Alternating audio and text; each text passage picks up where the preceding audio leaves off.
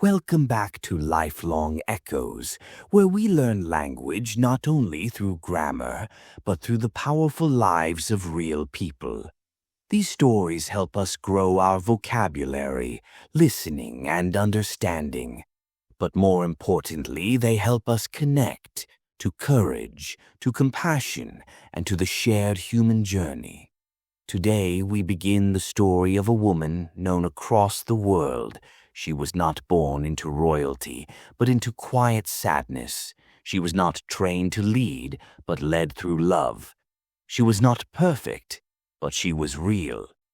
This is the emotional journey of Princess Diana, from a shy girl behind palace walls to the world's most beloved royal. Let's begin. She grew up in a beautiful house on the Sandringham estate, close to royal grounds but far from the warmth of fairy tales. From the outside, her life looked perfect. Big rooms, expensive clothes, a well-known family name. But inside those walls, Diana felt lonely. Her parents' relationship was difficult. Arguments were common.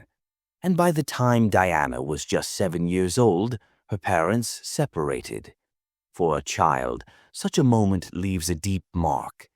She loved both parents dearly, but was often unsure where she truly belonged. Diana later said it was the moment her sense of security broke. She began hiding her feelings, smiling politely even when she was hurting. She became good at pretending to be okay. Diana was not the top student in school. She wasn't known for academic excellence, but for her warm heart. She loved sports, music, and dancing. But most of all, she loved children. Even as a teenager, Diana had a gift. She knew how to make children laugh, feel safe, and feel seen. After finishing school, she moved to London and worked as a kindergarten assistant. She didn't want attention or fame. She simply enjoyed helping children learn and grow. This was the time in her life when she felt most herself, before the cameras, before the headlines, before the crown. But life was about to change in a way she could never have imagined. Diana was just 19 years old when she met Prince Charles, the eldest son of Queen Elizabeth II. At first, the attention felt like a dream. A prince was showing interest. The press followed their every move. Whispers of a royal wedding filled the air. But behind the excitement, Diana felt nervous. She was still learning who she was, and now the world was watching. In 1981, Diana and Charles were officially engaged. The public was fascinated. Photographers followed her everywhere. Her face was on every magazine, and yet, Diana once said, "At that time, I didn't know what love really was." She was young, kind, and hopeful, but the path ahead was far more complicated than any fairy tale. On July 29, 1981, Lady Diana Spencer married Prince Charles at St. Paul's Cathedral. It was called the Wedding of the Century. More than 750 million people watched it on television. Diana wore a gown with a 25-foot train, the longest in royal history. The world cheered. The media called it a dream come true. But Diana later shared that even on her wedding day, she felt unsure. There were whispers, tensions, and private worries hidden behind the public celebration. Still, she smiled. She waved. And she walked into her new life as Princess of Wales. From that moment forward, everything would be different. Being a princess was not easy. The rules were strict, the schedule was full, and the expectations were enormous. Diana's every move was watched. What she wore, how she spoke, where she went. But inside, she often felt alone. Royal life was beautiful, but also cold at times. She missed the warmth of simple moments, teaching children, walking freely, being herself. She began to feel overwhelmed. She later said, I felt like I was living someone else's life. And yet, she kept trying. She wanted to be a good wife, a good mother, a good representative of the royal family. In 1982, Diana gave birth to her first son, Prince William. 2 years later, she welcomed Prince Harry. Motherhood changed her life. She said, "The greatest thing I've ever done is becoming a mother." She hugged her boys often, took them to school herself, let them play in the rain, visit hospitals, and meet people from all walks of life. She wanted her children to grow up kind, grounded, and aware of the real world. Diana's love for her sons was deep and genuine. It became her anchor, her reason to keep going when palace life became difficult. While the public adored Diana for her beauty, it was her compassion that touched the world. She visited hospitals, schools, and shelters. She sat beside patients, held the hands of those often ignored. She didn't act like she was above anyone. She listened, she cared, she truly connected. When the world was afraid to talk about certain health conditions, Diana stepped forward, gently, bravely, and with love. She helped people feel human again, respected, valued, seen. She wasn't just a princess, she was a symbol of kindness in a world that often forgets to be kind. Princess Diana's early journey was filled with contrast, a lonely childhood, a sudden royal spotlight, a private struggle behind a public smile. And yet, through it all, she remained genuine. She cared more about hearts than headlines. She brought light to places often left in the shadows. As you learn English through her story, know this: you are not just learning vocabulary. You are learning how to feel through language, how to connect, how to grow. And just like Diana, you can choose to lead, not by title, but by kindness. As the years passed, Princess Diana continued to serve as a member of the royal family. But slowly, she began to discover something important. She wanted to live more honestly and more freely. The rules of royal life no longer fit who she was becoming. Diana began speaking up more, gently, thoughtfully, but clearly. She wanted her voice to stand for something more than just tradition. She visited places others avoided. She listened to stories often overlooked. And through it all, she walked her path with quiet courage. People around the world noticed. They didn't just see a princess, they saw a person with heart. Behind the grace and elegance, Diana faced real emotional challenges.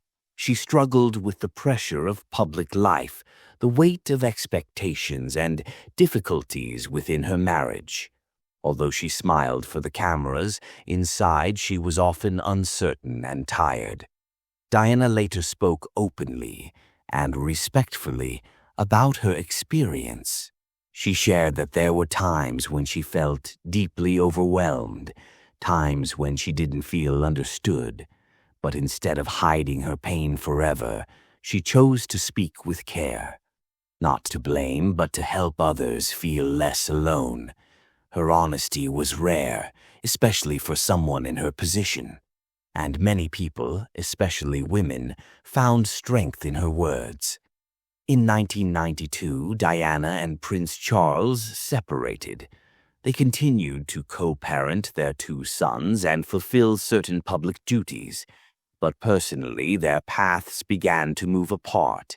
In 1996, they officially divorced. For Diana, it was a time of both sadness and renewal.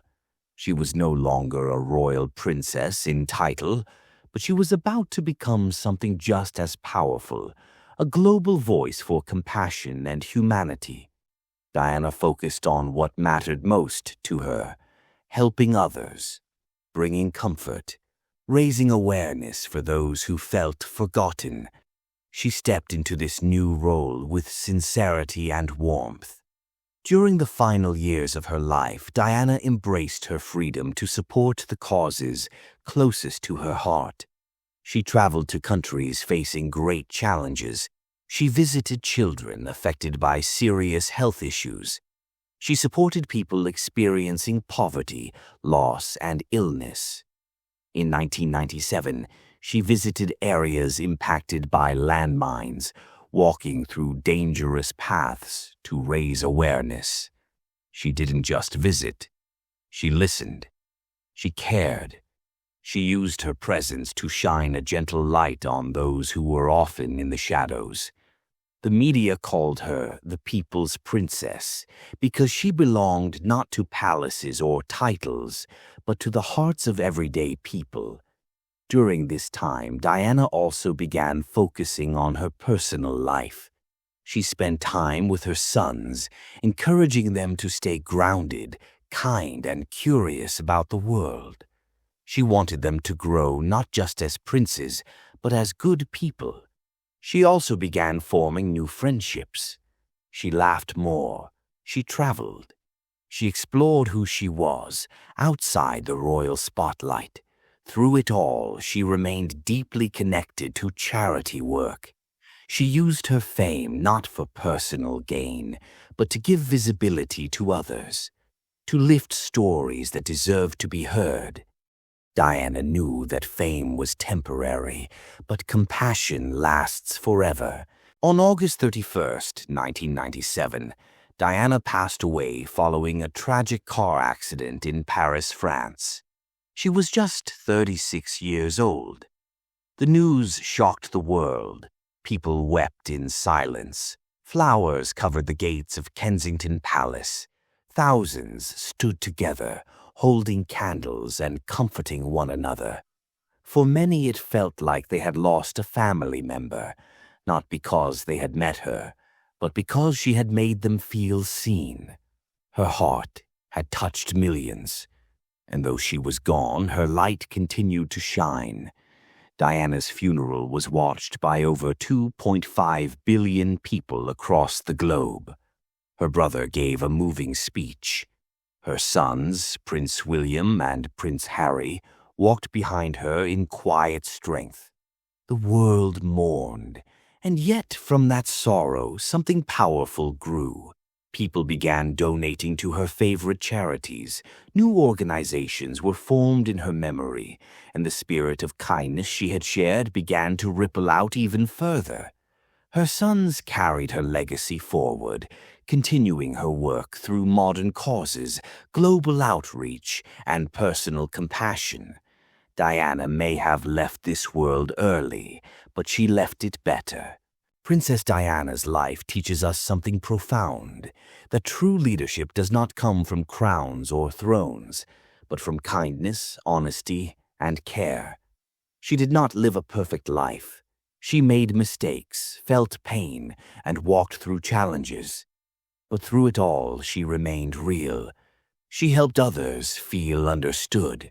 She reminded people that gentleness is strength. And she showed the world that a soft voice can echo louder than any shout.